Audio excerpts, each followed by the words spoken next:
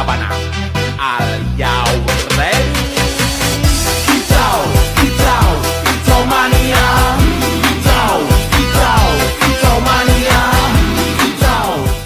Assalamualaikum warahmatullahi wabarakatuh. Perkenalkan, nama saya Bayu Eka Putra Wibowo dengan NIM 44220001. Pada kesempatan ini saya akan menjelaskan tentang judul tema dari kelompok saya, yaitu integrasi nasional.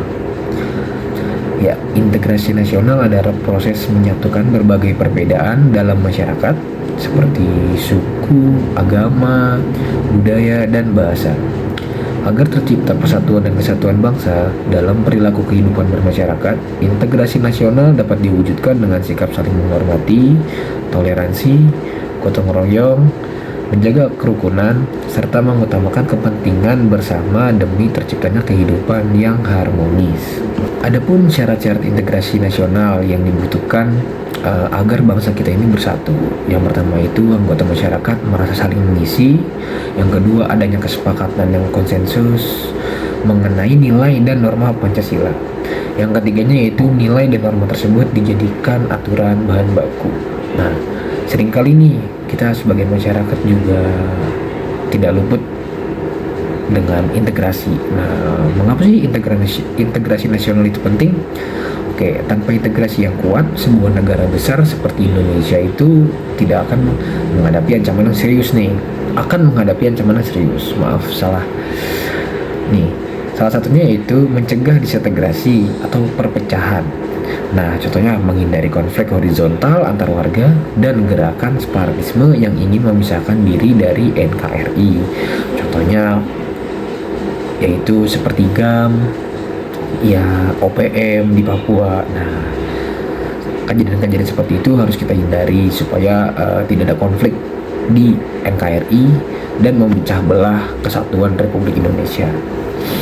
Yang kedua yaitu stabilitas nasional. Nah, pembangunan ekonomi dan pendidikan hanya bisa berjalan jika kondisi sosial stabil dan tidak ada konflik antar kelompok. Nah, dalam stabilitas nasional ini contohnya yaitu kita harus saling sosial, terlibat antar kelompok. Contohnya seperti tawuran antar pelajar, terus tawuran antar kelompok, memecah belah sosial, itu yang harus kita hindari.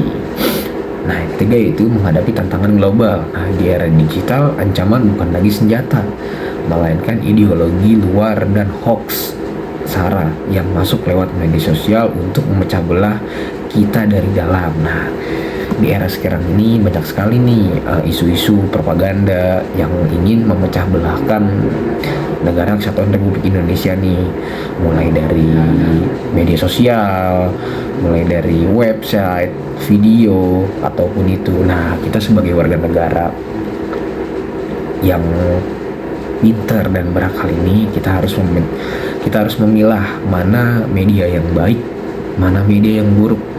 Jangan sampai kita terbawa arus dan menciptakan konflik di media sosial yang berujungnya menyebabkan pecah belah negara Republik Indonesia ini. Nah, integrasi nasional dalam kehidupan sehari-hari itu, yang pertama itu ada toleransi tempat ibadah yang berdampingan. Yang kedua, gotong royong pada saat bencana alam. Nah, toleransi tempat ibadah yang berdampingan ini contohnya jika umat Kristen dan umat Islam itu berseberangan, maka salah satu dari mereka itu menghargai dan mentoleransi. Contohnya seperti umat Islam yang sedang Jumatan, mungkin umat Kristiani menghargai umat Islam yang ingin Jumatan. Contohnya menyediakan lahan parkir di tempat umat Kristiani gereja jika di masjid tersebut lahan parkirnya sudah penuh.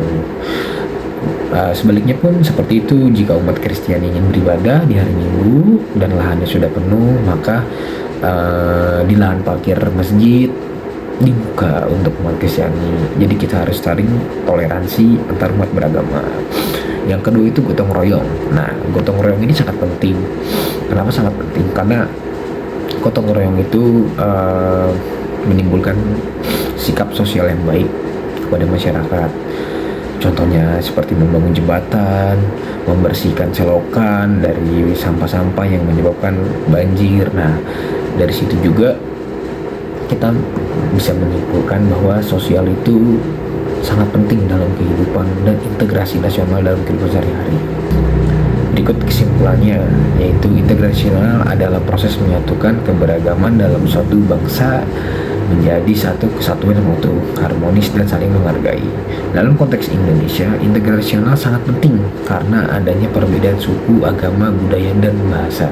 Dengan adanya integrasi nasional, kehidupan masyarakat menjadi lebih damai, stabil, dan terhindar dari konflik.